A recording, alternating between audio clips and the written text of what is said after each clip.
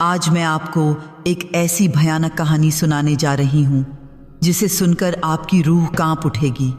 काले दिए, श्मशान की राख और एक ऐसी आत्मा की कहानी जो मौत के बाद भी अपने प्रेम को नहीं छोड़ सकी।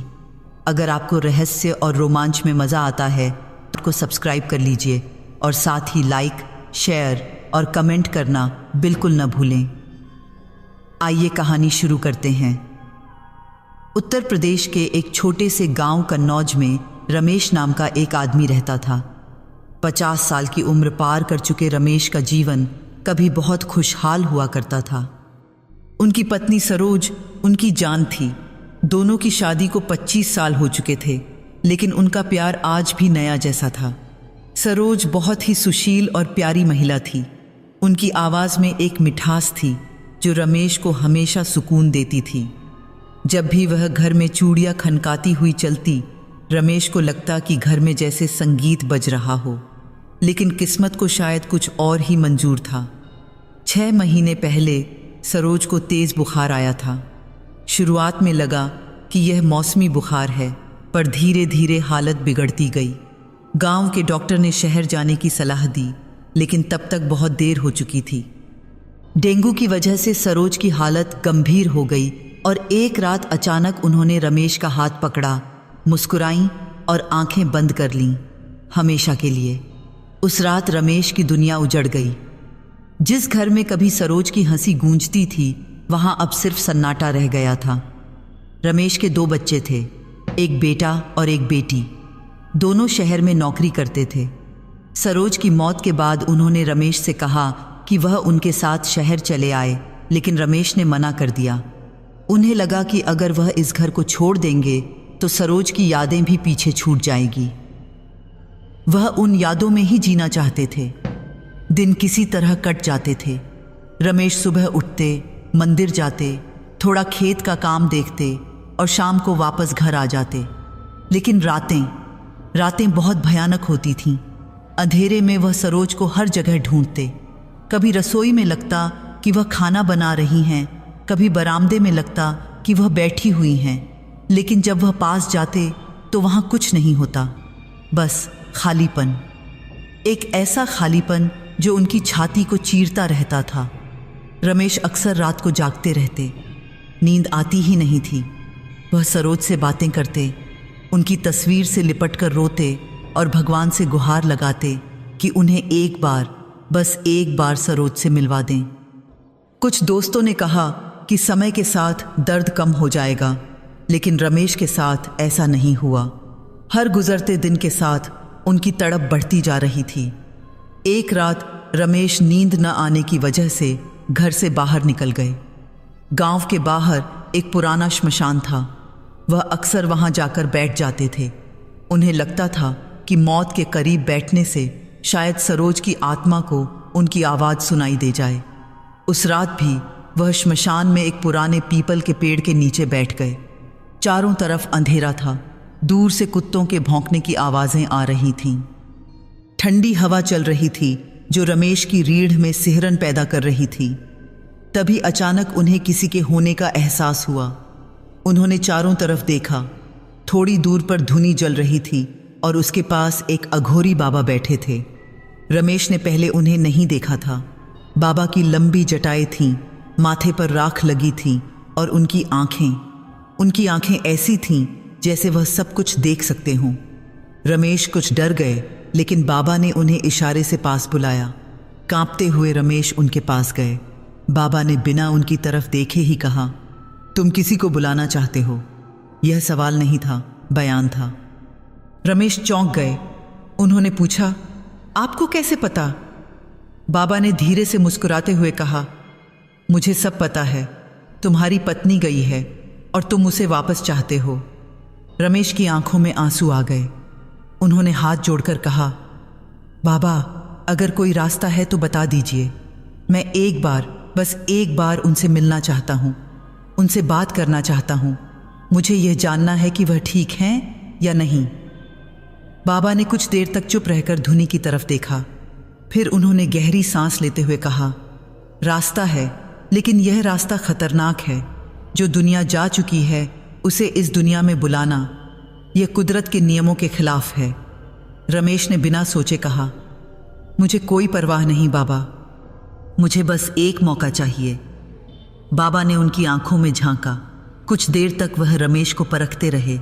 फिर उन्होंने धीरे से कहा, अगर सच में बुलाना है तो काला दिया जलाना पड़ेगा, श्मशान की राख से।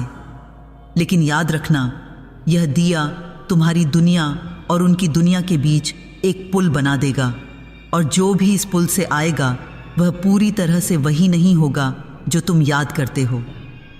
रमेश ने पूछा, मुझे क्या करना होगा? बाबा ने धुनी की राख में से कुछ राख निकालकर एक छोटे से कपड़े में बांधी और रमेश को दे दी। फिर उन्होंने कहा, अमावस्या की रात घर के बीचों बीच इस राख से दिया बनाना, सरसों का तेल डालना और बत्ती जलाना। फिर उस दिए के सामने बैठकर अपनी पत्नी को पुकारना। अगर वह तुमसे मिलना चाहेगी तो आ जाएगी, लेकिन याद रखना, यह खेल नहीं है। एक बार बुला लिया तो फिर भेजना आसान नहीं होगा। रमेश ने राख का पोटला लिया और बाबा के चरण छुए।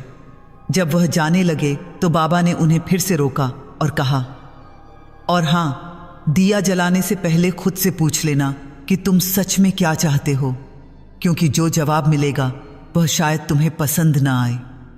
रमेश ने सिर हिलाया और वहां से चल दिए। उनके मन में एक अजीब सी बेचैनी थी, लेकिन साथ ही एक उम्मीद भी थी। वह घर पहुंचे और उस राख के पोटले को अपनी अलमारी में छिपा दिया। अब बस अमावस्या का इंतजार था। 3 दिन बाद अमावस्या थी। वे 3 दिन रमेश के लिए 3 युगों की तरह लगे। वह हर वक्त उस दिए के बारे में सोचते रहते। कभी कभी उन्हें बाबा की चेतावनी याद आती, लेकिन वह उसे अनसुना कर देते। उन्हें लगता था कि सरोज उनकी पत्नी हैं, वह उन्हें नुकसान नहीं पहुंचा सकती। वह तो बस एक बार उनसे मिलना चाहते थे। आखिरकार अमावस्या की रात आ गई। उस रात आसमान में चांद नहीं था, घना अंधेरा छाया हुआ था। रमेश ने अपने घर के बड़े कमरे के बीचों बीच एक छोटी सी चौकी रखी। फिर उन्होंने श्मशान की राख से एक छोटा सा दिया बनाया, उसमें सरसों का तेल डाला और एक रुई की बत्ती रख दी। उनके हाथ कांप रहे थे, दिल जोर जोर से धड़क रहा था। उन्होंने माचिस की तीली जलाई और दिए के पास ले गए। एक पल के लिए वह रुक गए। बाबा की आवाज़ उनके कानों में गूंज रही थी, एक बार बुला लिया तो फिर भेजना आसान नहीं होगा। लेकिन सरोज की याद ने सब कुछ दबा दिया। रमेश ने कांपती हुई उंगलियों से दिया जला दिया। लौ धीरे धीरे बढ़ने लगी। एक अजीब सी नीली रोशनी कमरे में फैल गई। रमेश ने दिए के सामने बैठकर आंखें बंद कर लीं और कांपती आवाज में बोले, सरोज, अगर तुम कहीं हो, अगर तुम मुझे सुन सकती हो तो आ जाओ, मैं तुम्हें बुला रहा हूं। मुझे तुमसे मिलना है, बस एक बार। कमरे में अचानक सन्नाटा छा गया। बाहर चल रही हवा थम गई, पेड़ों की सरसराहट बंद हो गई, यहां तक कि दूर से आने वाली कुत्तों की आवाज भी गायब हो गई। रमेश ने आंखें खोलीं। दिया शांति से जल रहा था। लौ बिल्कुल स्थिर थी, जैसे हवा का एक झोंका भी उसे छू नहीं सकता था। और तभी उनके पीछे से किसी ने धीरे से, बहुत धीरे से उनका नाम लिया, रमेश। वही आवाज, वही मीठी कोमल आवाज जिसे सुनने के लिए रमेश तड़प रहे थे। उनकी सांस अटक गई, पूरे शरीर में सिहरन दौड़ गई। वह पलटना चाहते थे लेकिन हिम्मत नहीं हुई। फिर वह आवाज आई और इस बार जरा करीब से, रमेश, तुमने मुझे बुलाया? रमेश की आंखों से आंसू बहने लगे। वह बोले, सरोज, क्या सच में तुम हो? कोई जवाब नहीं आया, बस दिए की लौ और तेज होती गई। नीली रोशनी अब पूरे कमरे में फैल चुकी थी। रमेश ने हिम्मत करके पीछे मुड़कर देखा। कमरा खाली था, लेकिन दीवार पर 2 परछाइयां थीं, एक उनकी अपनी और दूसरी किसी और की। रमेश उस रात सो नहीं पाए। वह दिए के सामने बैठे रहे घंटों तक। उनकी नज़रें उस लौ पर टिकी हुई थीं जो अब भी जल रही थीं। रात के 12 बज चुके थे, फिर 1 बजा, फिर 2 बजा, लेकिन दिया बुझा नहीं। रमेश ने देखा कि तेल लगभग खत्म हो चुका था। उन्होंने शुरुआत में बहुत थोड़ा सा तेल डाला था, जो अब दिए में बिल्कुल नहीं बचा था। फिर भी लौ जल रही थी, एक स्थिर नीली लौ जो किसी दूसरी दुनिया से आई लगती थी। सुबह के 5 बज गए। बाहर मुर्गों की बांग सुनाई दी। धीरे धीरे अंधेरा हटने लगा और सुबह की पहली किरण खिड़की से अंदर आई। लेकिन दिया अब भी जल रहा था। रमेश ने हैरानी से देखा कि दिए में तेल की एक बूंद भी नहीं थी। बत्ती भी लगभग जल चुकी थी। फिर भी लौ वैसे ही जल रही थी जैसे उसे किसी अदृश्य शक्ति से ऊर्जा मिल रही हो। रमेश का मन अजीब सा हो गया। उन्हें लगा कि शायद यह सब एक सपना है। उन्होंने अपने गालों पर हल्का सा थप्पड़ मारा। नहीं, यह सपना नहीं था। सब कुछ असली था। दिया असली था और रात को सुनी गई वह आवाज़ भी।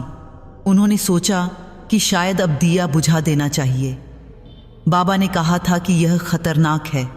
रमेश ने दिए की तरफ हाथ बढ़ाया, लेकिन जैसे ही उनकी उंगलियां लौ के पास पहुंची, उन्हें ऐसा लगा जैसे किसी ने उनका हाथ पकड़ लिया हो, एक ठंडी बर्फीली पकड़। रमेश ने चौंक कर हाथ वापस खींच लिया। उनके माथे पर पसीने की बूंदें आ गईं। नहीं, उन्होंने खुद से कहा, मैं डर रहा हूं बेवजह। यह तो बस एक दिया है। उन्होंने फिर से कोशिश की। इस बार उन्होंने फूंक मारने का फैसला किया। उन्होंने गहरी सांस ली और जोर से दिए पर फूंक मारी, लेकिन जो हुआ उससे रमेश की आत्मा कांप गई। दिया बुझा नहीं, बल्कि लौ और भी तेज हो गई। वह नीली लौ अब लगभग 6 इंच ऊंची हो गई थी और उसमें से एक अजीब सी आवाज आने लगी, एक सनसनाहट, जैसे कोई फुसफुसा रहा हो। रमेश पीछे हट गए। उनकी सांसें तेज हो गईं। उन्होंने देखा कि दीवार पर उनकी परछाई बन रही थीं। सुबह की रोशनी में यह साफ दिख रहा था। लेकिन वहां एक और परछाई भी थी, ठीक उनके बगल में, एक स्त्री की परछाई। रमेश ने तुरंत पलटकर देखा। कमरे में कोई नहीं था। वह अकेले थे। लेकिन जब उन्होंने दोबारा दीवार की तरफ देखा तो वह परछाई अब भी वहां थी। वह धीरे धीरे हिल रही थी, जैसे कोई उनके बिल्कुल पास खड़ा हो। रमेश की हिम्मत टूटने लगी। उन्होंने दरवाजे की तरफ भागने का सोचा, लेकिन तभी उस परछाई ने हिलना बंद कर दिया। और फिर वह परछाई धीरे धीरे रमेश की परछाई से सटने लगी, जैसे कोई उनसे लिपट रहा हो। रमेश खड़े हो गए। उनके पूरे शरीर में सिहरन दौड़ गई। उन्हें सच में महसूस हुआ कि कोई उनके बिल्कुल पीछे खड़ा है। वह पलट नहीं सके। डर से उनके पैर जम गए थे। उनके कानों में उनके दिल की धड़कन गूंजने लगी। और तभी उनके कान के पास से एक आवाज़ आई, बहुत धीमी, बहुत मीठी। तुम डर क्यों रहे हो? मैं तो तुम्हारी सरोज हूं। रमेश का गला सूख गया। वह बोल नहीं पाए। उनकी आंखें दीवार पर टिकी रहीं, जहां दोनों परछाइयां अब एक दूसरे से लिपट गई थीं। उस दिन से रमेश के घर में अजीब चीजें होने लगीं। दिन में तो सब कुछ सामान्य लगता, लेकिन जैसे ही शाम होती माहौल बदल जाता। दिया जो सुबह से शाम तक जलता रहता, रात को और भी तेज हो जाता। कमरे में एक अजीब सी ठंडक छा जाती, भले ही बाहर गर्मी हो। रमेश ने देखा कि रात को उनकी चीजें अपनी जगह से हिलने लगती थीं। सुबह उठते तो पाते कि रसोई में बर्तन ऐसे रखे हैं जैसे किसी ने खाना बनाया हो। सरोज जिस तरह बर्तन रखती थीं, बिल्कुल वैसे ही। उनकी अलमारी खुली मिलती और सरोज की साड़ियाँ बाहर निकली हुई होतीं, जैसे किसी ने उन्हें देखा हो। एक रात रमेश सोने की कोशिश कर रहे थे। दिया उनके कमरे में ही जल रहा था। उन्होंने उसे बुझाने की कई बार कोशिश की थी, लेकिन हर बार वह और तेज हो जाता। अब वह उसे वैसे ही छोड़ देते थे। उस रात उन्हें अचानक एक आवाज़ सुनाई दी, चूड़ियों की खनक। रमेश की आंखें खुल गईं। वह आवाज़, वही आवाज़ जो उन्हें इतनी प्यारी थी। सरोज जब चलती तो उनकी चूड़ियाँ इसी तरह खनकती थीं। रमेश ने सिर उठाकर देखा। कमरे के दूसरे कोने में दिए की नीली रोशनी में उन्हें एक परछाई दिखी, एक स्त्री की आकृति। वह धीरे धीरे उनकी तरफ बढ़ रही थी। रमेश का दिल तेजी से धड़कने लगा। वह आकृति करीब आती गई। अब रमेश उसे थोड़ा साफ देख सकते थे। वह सरोज जैसी दिख रही थी, वही साड़ी, वही बाल, वही चूड़ियां। लेकिन उसका चेहरा धुंधला था, जैसे धुएं से बना हो। वह आकृति रमेश के बिल्कुल पास आकर रुक गई। रमेश कुछ बोल नहीं पाए, वह बस देखते रहे। फिर उस आकृति ने हाथ बढ़ाया और रमेश के गाल को छुआ। उनका स्पर्श बर्फ की तरह ठंडा था। तुम मुझे भूल तो नहीं गए ना? उस आकृति ने पूछा। आवाज सरोज की थी, लेकिन उसमें कुछ अलग था, एक खोखलापन। रमेश की आंखों में आंसू आ गए। उन्होंने कहा, सरोज, क्या सच में तुम हो? मैं तुम्हें कैसे भूल सकता हूं? आकृति ने मुस्कुराने की कोशिश की, लेकिन वह मुस्कुराहट रमेश को डरा गई। उसमें कोई गर्माहट नहीं थी, बस एक खालीपन था। तुमने मुझे बुलाया था, आकृति ने कहा। अब मैं यहां हूं, हमेशा के लिए। रमेश ने पूछा, हमेशा के लिए मतलब? आकृति ने दिए की तरफ इशारा किया। जब तक यह दिया जलेगा मैं यहीं रहूंगी, तुम्हारे साथ। हम फिर से साथ हो सकते हैं रमेश। रमेश को एक अजीब सा डर महसूस हुआ। बाबा की चेतावनी उनके दिमाग में गूंजने लगी। जो भी इस पुल से आएगा वह पूरी तरह से वही नहीं होगा। उन्होंने पूछा, तुम ठीक तो हो ना? तुम्हें कोई तकलीफ तो नहीं? आकृति ने कुछ नहीं कहा, बस रमेश को देखती रही। फिर धीरे धीरे वह पीछे हटने लगी। चूड़ियों की खनक फिर सुनाई दी और कुछ ही पलों में वह आकृति अंधेरे में गायब हो गई। रमेश उस रात सो नहीं पाए। वह सोचते रहे कि क्या उन्होंने सही किया, क्या उन्हें सरोज को इस तरह बुलाना चाहिए था। लेकिन फिर उन्होंने खुद को समझाया कि यह तो वही चाहते थे। वह सरोज से मिलना चाहते थे और अब वह यहाँ हैं। फिर डर क्यों? लेकिन दिल में कहीं न कहीं एक बेचैनी थी, एक अनजाना डर जो धीरे धीरे बढ़ता जा रहा था। अगली रात फिर वही हुआ। चूड़ियों की खनक, दिए की तेज होती लौ और सरोज की आकृति। इस बार वह ज्यादा देर रुकी, रमेश से बातें की, पुरानी यादें ताजा की। लेकिन रमेश को महसूस हुआ कि कुछ गड़बड़ है। सरोज कुछ ऐसी बातें कह रही थी जो उन्होंने कभी नहीं कही। कुछ ऐसे शब्द इस्तेमाल कर रही थी जो उनके नहीं थे। एक बार रमेश ने पूछा, तुम्हें याद है हमारी पहली मुलाकात? सरोज ने मुस्कुराते हुए कहा, हाँ, तुम मुझसे बाजार में मिले थे। रमेश का दिल बैठ गया। यह गलत था। वह सरोज से बाजार में नहीं बल्कि एक शादी में मिले थे। सरोज को यह याद होना चाहिए था।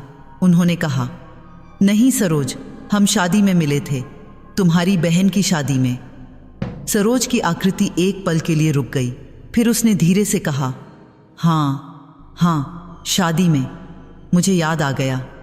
लेकिन रमेश को संदेह हो गया, यह सरोज नहीं थी, या फिर सरोज का कोई हिस्सा था लेकिन पूरी सरोज नहीं। उस रात के बाद से रमेश ने महसूस करना शुरू किया कि घर में हमेशा कोई मौजूद है, दिन में भी, रात में भी। जब वह खाना खाते तो लगता कोई उन्हें देख रहा है। जब वह नहाते तो दरवाजे के पीछे किसी की सांसों की आवाज़ आती। जब वह सोते तो महसूस होता कि कोई उनके बिल्कुल पास लेटा है। एक दिन उनके बेटे ने फ़ोन किया। उसने पूछा, पिताजी, आप ठीक हैं? आपकी आवाज़ थकी हुई लग रही है।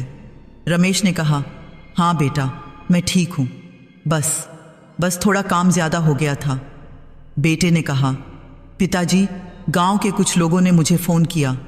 उन्होंने कहा कि रात को आपके घर से अजीब आवाज़ें आती हैं और आपके घर में 2 लोगों की परछाइयाँ दिखती हैं। क्या सब ठीक है? रमेश का दिल तेज़ी से धड़कने लगा। उन्होंने कहा, नहीं बेटा, सब ठीक है, लोग बेकार की बातें करते हैं, मैं अकेला ही हूँ यहाँ। लेकिन अंदर ही अंदर रमेश जानते थे कि यह झूठ था। वह अकेले नहीं थे और जो उनके साथ था वह शायद उनकी सरोज नहीं थी। हफ्ते भर बीत गए। रमेश की हालत दिन ब दिन बिगड़ती जा रही थी। उनके चेहरे पर थकान साफ दिखाई देती थी। आंखों के नीचे काले घेरे हो गए थे। वह ठीक से खा पी नहीं पा रहे थे। रात को नींद तो बिल्कुल ही नहीं आती थी। दिया अब लगातार जलता रहता। रमेश ने कई बार उसे बुझाने की कोशिश की थी, लेकिन हर बार असफल रहे।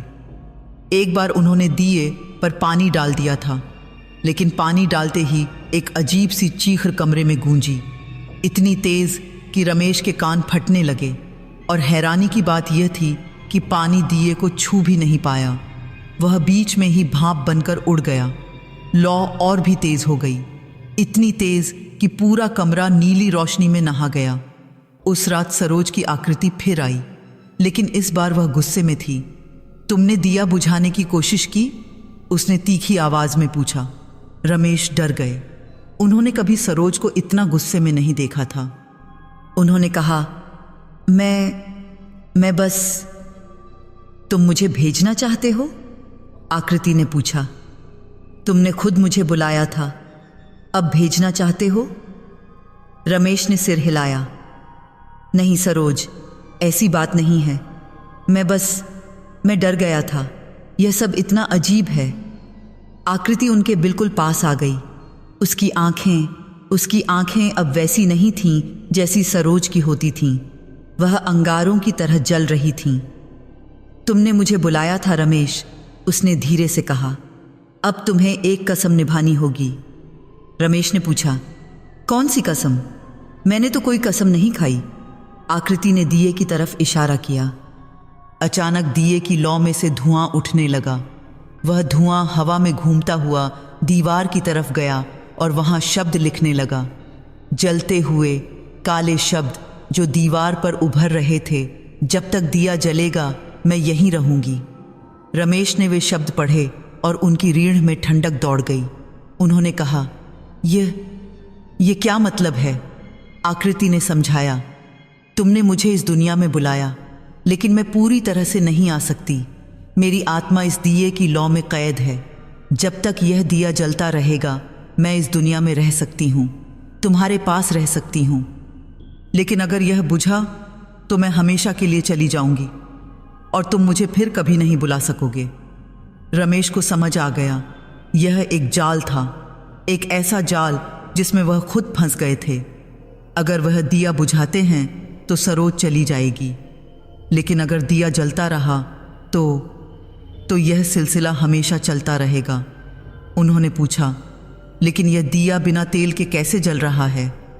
आकृति ने मुस्कुराते हुए कहा, यह तुम्हारी ऊर्जा से जल रहा है रमेश, तुम्हारी जीवन शक्ति से। जितना यह जलेगा उतनी तुम्हारी ताकत कम होती जाएगी, लेकिन मैं तुम्हारे साथ रहूंगी। क्या यह काफी नहीं? रमेश का दिल बैठ गया। अब उन्हें समझ आया कि वह इतने थके हुए क्यों महसूस कर रहे थे।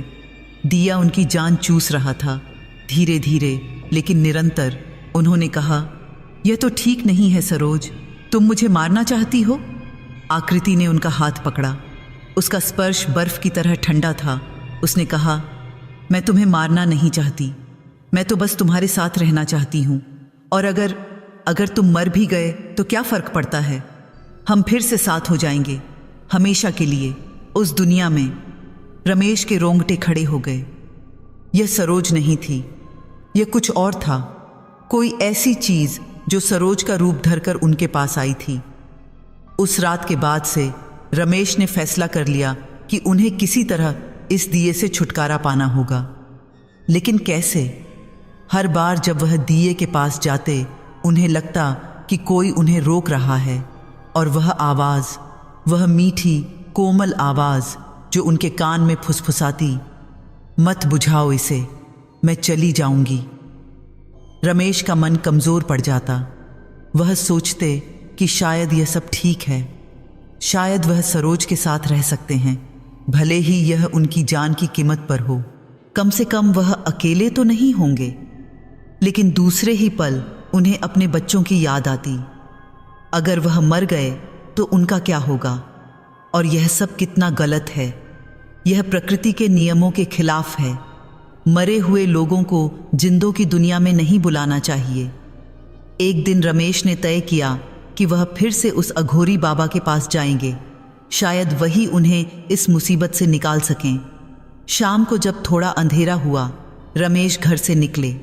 दिया कमरे में जल रहा था। जाते वक्त उन्हें लगा कि कोई उन्हें रोक रहा है। पैर भारी हो गए, लेकिन उन्होंने हिम्मत की और घर से बाहर निकल गए। श्मशान पहुंचकर उन्होंने चारों तरफ देखा। वह जगह जहां बाबा की धुनी जलती थी वहां अब कुछ नहीं था, बस राख पड़ी थी। रमेश ने आसपास खोजा, कहीं कोई नहीं था। तभी पीछे से एक आवाज आई, ढूंढ रहे हो मुझे? रमेश पलटे। वही अघोरी बाबा पीपल के पेड़ के नीचे बैठे थे। रमेश उनके पास दौड़कर गए। उन्होंने हाथ जोड़कर कहा, बाबा, मैंने बहुत बड़ी गलती कर दी, मुझे बचा लीजिए। बाबा ने उनकी तरफ देखा। उनकी आंखों में न तो हैरानी थी न ही दया, बस एक खालीपन था। उन्होंने कहा, मैंने तुम्हें चेतावनी दी थी, लेकिन तुमने नहीं सुनी। रमेश रोने लगे। बाबा, मुझे नहीं पता था कि ऐसा होगा। मैं बस अपनी पत्नी से मिलना चाहता था, लेकिन जो आई है वह सरोज नहीं है। बाबा ने सिर हिलाया। तुम ठीक कह रहे हो, जो तुम्हारे घर में है वह तुम्हारी पत्नी नहीं है। वह एक भटकती हुई आत्मा है जिसने तुम्हारी पत्नी का रूप धरा है। श्मशान की राख से जब दिया जलाया जाता है तो वह उस दुनिया का दरवाज़ा खोल देता है, और जो भी उस दरवाजे से आता है वह अक्सर भूखी आत्माएं होती हैं। वे जिंदगी चाहती हैं और इसके लिए वे किसी की भी जान ले सकती हैं। रमेश ने कांपते हुए पूछा, तो मैं क्या करूं? मुझे इससे कैसे छुटकारा मिलेगा? बाबा ने कुछ देर सोचा, फिर बोले, एक ही रास्ता है, तुम्हें दिया बुझाना होगा, लेकिन यह आसान नहीं होगा। वह आत्मा तुम्हें रोकेगी, वह तुम्हारी कमजोरियों का फायदा उठाएगी, तुम्हारी यादों का, तुम्हारे प्यार का। तुम्हें मजबूत बनना होगा। रमेश ने पूछा, लेकिन कैसे? मैं जब भी दिए के पास जाता हूं मेरी हिम्मत टूट जाती है। बाबा ने अपनी जेब से एक छोटी सी थैली निकाली, उसमें कुछ जड़ी बूटियां थीं। उन्होंने कहा, यह लो, इसे पानी में मिलाकर दिए पर छिड़कना। यह उस आत्मा को कमज़ोर कर देगा, तब तुम दिया बुझा सकोगे। लेकिन याद रखना, तुम्हारे पास सिर्फ एक मौका होगा। अगर तुम इस बार भी नाकाम रहे तो वह आत्मा और मजबूत हो जाएगी, और फिर तुम्हें बचाना नामुमकिन होगा। रमेश ने थैली ली और बाबा के चरण छुए। बाबा ने आशीर्वाद देते हुए कहा, जाओ और अपने मन को मजबूत रखना। याद रखना, जो तुम्हारे घर में है वह तुम्हारी पत्नी नहीं है। तुम्हारी असली पत्नी शांति से दूसरी दुनिया में है, उसे परेशान मत करो। रमेश घर की तरफ चल पड़े। रास्ते भर वह सोचते रहे, क्या वह सच में यह कर पाएंगे? क्या वह उस आकृति को भगा पाएंगे जो सरोज का रूप धरे हुए है? घर पहुंचते ही उन्हें महसूस हुआ कि कुछ गड़बड़ है। दरवाज़ा खुला था, अंदर से नीली रोशनी आ रही थी और वह आवाज़, चूड़ियों की खनक। रमेश ने हिम्मत करके अंदर कदम रखा। कमरे के बीच में दिया जल रहा था, लेकिन इस बार लौ बहुत ज़्यादा तेज थी, लगभग 2 फीट ऊंची, और उसके चारों तरफ कई परछाइयाँ नाच रही थीं। तभी सामने से सरोज की आकृति आई, लेकिन इस बार उसका चेहरा साफ दिख रहा था, और वह चेहरा रमेश ने पहचान लिया। यह सरोज नहीं थी, यह किसी और की आत्मा थी जो सरोज का मुखौटा पहने हुए थी। आकृति ने मुस्कुराते हुए कहा, तुम बाबा के पास गए थे, मुझे पता है तुम मुझे भगाना चाहते हो। रमेश ने थैली को कसकर पकड़ा। उन्होंने कहा, हाँ, तुम सरोज नहीं हो, तुम कौन हो? आकृति की मुस्कुराहट और चौड़ी हो गई। उसने कहा, मैं कोई नहीं हूँ और मैं सब हूँ। मैं वह आत्मा हूँ जो सालों से भटक रही थी, जो जिंदगी चाहती थी, और तुमने मुझे मौका दिया, तुमने दरवाज़ा खोल दिया। रमेश ने थैली खोली और पानी की बोतल निकाली। उन्होंने जड़ी बूटियों को पानी में मिलाया। आकृति यह देखकर चिल्लाई, नहीं, तुम यह नहीं कर सकते। रमेश ने पानी दिए की तरफ फेंका। जैसे ही पानी की बूंदें लौ को छुईं, एक भयानक चीख कमरे में गूंजी, इतनी तेज कि रमेश के कान फटने लगे। दिए की लौ कम होने लगी। आकृति जमीन पर गिर गई। वह चिल्ला रही थी, रो रही थी, रमेश प्लीज मुझे मत भगाओ, मैं तुम्हारी सरोज हूं, मैं तुमसे प्यार करती हूं। रमेश का दिल कांप गया। वह आवाज, वह इतनी असली लग रही थी, लेकिन उन्होंने बाबा की बात याद की। उन्होंने अपने मन को कठोर किया और दिए की तरफ बढ़े। लेकिन तभी कुछ अजीब हुआ। दीवार पर जो शब्द लिखे थे वे अचानक लाल हो गए और उनमें नए शब्द जुड़ गए। अब तुम्हारी बारी है। रमेश रुक गए। ये क्या मतलब है? रमेश उन लाल शब्दों को देखकर सत्ते में आ गए। अब तुम्हारी बारी है, इसका मतलब क्या था? उन्होंने पीछे मुड़कर देखा। सरोज की आकृति अब जमीन पर नहीं थी। वह खड़ी हो गई थी और उसका चेहरा अब पूरी तरह बदल चुका था। वह सरोज जैसी बिल्कुल नहीं लग रही थी। उसकी आंखें काली हो गई थीं, पूरी तरह काली। मुंह से एक अजीब सी हंसी निकल रही थी। तुमने सोचा था कि तुम मुझे इतनी आसानी से भगा दोगे? आकृति ने कर्कश आवाज में कहा। नहीं रमेश, अब खेल बदल गया है। रमेश के हाथ से पानी की बोतल छूट गई। उन्होंने दिए की तरफ देखा। लौ फिर से तेज होने लगी थी। बाबा की जड़ी बूटियों का असर खत्म हो रहा था। आकृति ने अपना हाथ आगे बढ़ाया। रमेश को लगा जैसे किसी ने उनका गला पकड़ लिया हो। वह सांस नहीं ले पा रहे थे। उनके पैर जमीन से उठने लगे। तुम्हें लगता है तुम मुझसे बच सकते हो? आकृति ने कहा। तुमने मुझे बुलाया, अब मैं तुम्हारी जान लूंगी और फिर मैं तुम्हारा रूप धारण करूंगी। मैं तुम्हारी जिंदगी जीऊंगी। रमेश की आंखें बंद होने लगीं। उन्हें महसूस हुआ कि उनकी जान निकल रही है। तभी अचानक उन्हें एक आवाज़ सुनाई दी, एक मीठी जानी पहचानी आवाज़। लेकिन यह वह आकृति नहीं थी, यह कहीं और से आ रही थी। रमेश, मत डरो। रमेश ने आंखें खोलीं। कमरे के कोने में एक और आकृति थी, एक धुंधली हल्की सी रोशनी, और उसमें सरोज थीं, असली सरोज। उनका चेहरा शांत था, उनकी आंखों में वही प्यार था। सरोज? रमेश ने कांपती आवाज में कहा। सरोज की आत्मा ने मुस्कुराते हुए कहा, हाँ मैं हूं, असली मैं तुम्हारी मदद करने आई हूं। काली आकृति ने गुस्से से चिल्लाकर कहा, नहीं, तुम यहां नहीं आ सकती, तुम्हारी तो मौत हो चुकी है। सरोज की आत्मा ने शांति से कहा, हाँ मेरी मौत हो चुकी है, लेकिन मेरा प्यार नहीं मरा। और जब मैंने देखा कि मेरे रमेश मुसीबत में हैं तो मैं आ गई, क्योंकि सच्चा प्यार हर दीवार को तोड़ सकता है। काली आकृति ने रमेश को छोड़ दिया। रमेश जमीन पर गिर पड़े। उनकी सांस फूल रही थी। काली आकृति अब सरोज की आत्मा की तरफ बढ़ने लगी। तुम मुझे रोक नहीं सकती, काली आकृति ने कहा। मैं इस दिए से ऊर्जा ले रही हूं, मैं मजबूत हूं। सरोज की आत्मा ने कहा, तुम मजबूत हो सकती हो, लेकिन तुम्हारे पास प्यार नहीं है, और प्यार से बड़ी कोई ताकत नहीं। दोनों आकृतियां एक दूसरे के सामने खड़ी हो गईं। रमेश यह सब देख रहे थे। उन्हें समझ आ गया कि यह लड़ाई उनकी नहीं, सरोज की थी। असली सरोज अब उस भूतनी से लड़ रही थी जो उनका रूप धरे हुए थी। कमरे में एक तेज रोशनी फैल गई। दोनों आकृतियां आपस में भिड़ गईं। एक सफ़ेद रोशनी और एक काली छाया। दोनों के बीच एक अजीब सी लड़ाई हो रही थी। दीवारें कांपने लगीं, जमीन हिलने लगी। दिए की लौ इतनी तेज हो गई कि पूरा कमरा आग की तरह जल उठा। रमेश उठे और दिए की तरफ भागे। उन्हें समझ आ गया कि यही एकमात्र रास्ता है। उन्हें दिया बुझाना होगा, चाहे कुछ भी हो जाए।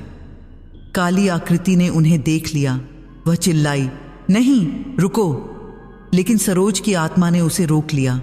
उन्होंने रमेश को देखा और मुस्कुराते हुए कहा, जाओ रमेश, बुझा दो इसे, मुझे जाने दो, यही सही है। रमेश की आंखों में आंसू आ गए। उन्होंने कहा, लेकिन सरोज, मैं तुम्हें नहीं खोना चाहता। सरोज ने धीरे से कहा, तुमने मुझे खोया नहीं है रमेश। मैं हमेशा तुम्हारे दिल में रहूंगी, तुम्हारी यादों में। लेकिन मुझे शांति से जाने दो, यह दुनिया मेरी नहीं है अब। रमेश ने हिम्मत की। उन्होंने दिए को उठाया। काली आकृति ने भयानक तरीके से चीखना शुरू कर दिया, लेकिन सरोज की आत्मा ने उसे कसकर पकड़ रखा था। रमेश ने दिए को जमीन पर पटक दिया। एक जोरदार धमाका हुआ, इतना तेज कि पूरा घर हिल गया। नीली रोशनी अचानक गायब हो गई। काली आकृति की एक अंतिम चीख की कमरे में गूंजी और फिर सब कुछ शांत हो गया। रमेश जमीन पर गिर पड़े। उनका दम घुट रहा था। कुछ देर बाद जब उन्होंने आंखें खोलीं तो देखा कि कमरा अंधेरे में डूबा हुआ था। दिया टूटकर बिखर गया था। लौ बुझ चुकी थी। उन्होंने चारों तरफ देखा। न काली आकृति थी, न सरोज की आत्मा, बस खालीपन था और सन्नाटा। रमेश उठे और खिड़की खोली। बाहर सुबह हो रही थी। पक्षी चहचहा रहे थे। हवा में एक ताजगी थी। रमेश ने गहरी सांस ली। उन्हें महसूस हुआ कि एक भारी बोझ उनके कंधों से उतर गया है। लेकिन तभी उन्हें एक अजीब एहसास हुआ। उन्होंने दीवार पर अपनी परछाई देखी। सुबह की धूप में उनकी परछाई साफ दिख रही थी। लेकिन वहां एक और परछाई भी थी। रमेश का दिल बैठ गया। उन्होंने तुरंत पीछे मुड़कर देखा। कोई नहीं था। फिर उन्होंने दीवार की तरफ देखा। 2 परछाइयां, एक उनकी और दूसरी किसकी? तभी उन्हें आईने में कुछ दिखा। वह आईने के पास गए और उसमें देखा। आईने में उनकी परछाई के पीछे सरोज खड़ी थी। असली सरोज। वह मुस्कुरा रही थी। रमेश ने हैरानी से कहा, सरोज, तुम अब भी यहां हो? आईने में सरोज ने सिर हिलाया, लेकिन वह बोली नहीं, बस मुस्कुराती रही। फिर धीरे धीरे उनकी आकृति फीकी पड़ने लगी और कुछ ही पलों में वह गायब हो गई। रमेश समझ गए सरोज चली गई थी, लेकिन जाने से पहले वह उन्हें बता गई थी कि वह हमेशा उनके साथ हैं, उनकी आत्मा में, उनकी यादों में। उस दिन के बाद से रमेश के घर में कभी कोई अजीब घटना नहीं हुई। दिया बुझ गया था और वह फिर कभी नहीं जला। रमेश ने उस श्मशान की राख को वापस श्मशान में फेंक दिया और बाबा का शुक्रिया अदा किया। लेकिन गांव के लोगों ने एक बात जरूर नोटिस की। रमेश के घर में अब भी रात को 2 परछाइयां दिखती थीं। एक रमेश की और दूसरी किसी और की। कुछ लोगों को लगता था कि यह सरोज की आत्मा है जो अब भी रमेश की रक्षा करती है। कुछ लोगों को लगता था कि वह काली आकृति का कोई अंश है जो अब भी रमेश से चिपका हुआ है। लेकिन रमेश को सच पता था। वह जानते थे कि यह सरोज हैं, उनकी असली सरोज, जो मरने के बाद भी उन्हें नहीं छोड़ सकती। और रमेश को इससे कोई डर नहीं था, क्योंकि अब वह जान गए थे कि प्यार कभी नहीं मरता। वह रूपों को बदल सकता है, लेकिन खत्म नहीं होता। 2 महीने बीत गए। रमेश की जिंदगी धीरे धीरे सामान्य हो रही थी। वह फिर से खेतों में काम करने लगे थे। गांव के लोगों से बातचीत करने लगे थे। उनके बच्चों ने भी नोटिस किया कि उनकी आवाज़ में अब पहले जैसी खुशी आने लगी थी। लेकिन रातें अब भी अलग थीं। हर रात रमेश को महसूस होता कि कोई उनके साथ है, लेकिन यह डरावना एहसास नहीं था। यह एक सुकून देने वाला एहसास था, जैसे कोई उनकी देखभाल कर रहा हो। कभी कभी रात को उन्हें लगता कि किसी ने उन पर कंबल ढक दिया है। कभी उन्हें लगता कि किसी ने उनके माथे पर हाथ फेरा है। एक रात रमेश सो नहीं पा रहे थे। उन्हें सरोज की बहुत याद आ रही थी। वह उठे और बरामदे में आ गए। आसमान में पूरा चांद चमक रहा था। ठंडी हवा चल रही थी। रमेश वहां बैठ गए और आसमान की तरफ देखने लगे। तभी उन्हें लगा कि कोई उनके बगल में आकर बैठ गया है। उन्होंने बगल में देखा। वहां कोई नहीं था, लेकिन उन्हें महसूस हो रहा था। सरोज, उन्होंने धीरे से कहा। कोई जवाब नहीं आया, लेकिन हवा में एक हल्की सी खुशबू आई, सरोज की पसंदीदा इत्र की खुशबू। रमेश मुस्कुरा दिए। उन्होंने कहा, मुझे पता है तुम यहाँ हो और मुझे खुशी है। मैं जानता हूँ कि तुम मुझे कभी अकेला नहीं छोड़ोगी। उस रात रमेश को बहुत अच्छी नींद आई, एक लंबे समय बाद। लेकिन अगले दिन कुछ अजीब हुआ। रमेश सुबह उठे तो उन्हें अपने तकिए के नीचे एक पुराना खत मिला। यह खत सरोज ने उन्हें उनकी शादी की पहली सालगिरह पर लिखा था। रमेश ने इसे सालों पहले संभाल कर रखा था। उन्होंने खत खोलकर पढ़ा। सरोज ने लिखा था, मेरे प्यारे रमेश, मुझे नहीं पता कि भविष्य में क्या होगा, लेकिन मैं जानती हूं कि चाहे कुछ भी हो, मेरा प्यार तुम्हारे साथ हमेशा रहेगा। अगर कभी मैं तुम्हारे पास नहीं रही तो याद रखना कि मैं तुम्हारे दिल में, तुम्हारी सांसों में, तुम्हारी यादों में हमेशा जिंदा रहूंगी। मुझे मत ढूंढना बाहर की दुनिया में, मुझे ढूंढना अपने अंदर, वहीं मैं हूं हमेशा। रमेश की आंखों में आंसू आ गए। उन्हें समझ आ गया कि सरोज ने उन्हें यह खत क्यों दिखाया। वह उन्हें बताना चाहती थी कि असली प्यार बाहरी रूपों में नहीं होता, वह दिलों में होता है। उस दिन शाम को रमेश फिर से श्मशान गए, लेकिन इस बार किसी अघोरी बाबा से मिलने नहीं, बल्कि अपने आप से बात करने। उन्होंने वहां बैठकर सरोज से बातें की, उन्हें बताया कि वह कैसे हैं, क्या कर रहे हैं, और सबसे महत्वपूर्ण, उन्होंने सरोज से माफ़ी मांगी। माफ़ करना सरोज, उन्होंने कहा, मैंने तुम्हें परेशान किया, मैंने तुम्हें शांति से नहीं जाने दिया, मेरी स्वार्थीपन की वजह से तुम्हें तकलीफ हुई। लेकिन अब मैं समझ गया हूं, मैं तुम्हें जाने दूंगा पूरी तरह से, लेकिन हमेशा अपने दिल में रखूंगा। उस रात जब रमेश घर लौटे तो उन्हें अपने घर के दरवाजे पर कुछ लिखा हुआ दिखा। धूल में किसी ने उंगली से लिखा था, शुक्रिया, अब मैं शांति से जा सकती हूं। रमेश ने उस लिखावट को छुआ। वह सरोज की लिखावट थी। उन्होंने मुस्कुराते हुए कहा, अलविदा सरोज, हम फिर मिलेंगे जब मेरा समय आएगा। उस रात से रमेश के घर में कभी कोई अजीब घटना नहीं हुई। 2 परछाइयां भी गायब हो गईं। अब सिर्फ एक परछाई दिखती थी, रमेश की। लेकिन अगली सुबह जब गांव के लोग रमेश के घर गए तो उन्हें वहां कुछ अजीब मिला। रमेश नहीं मिले।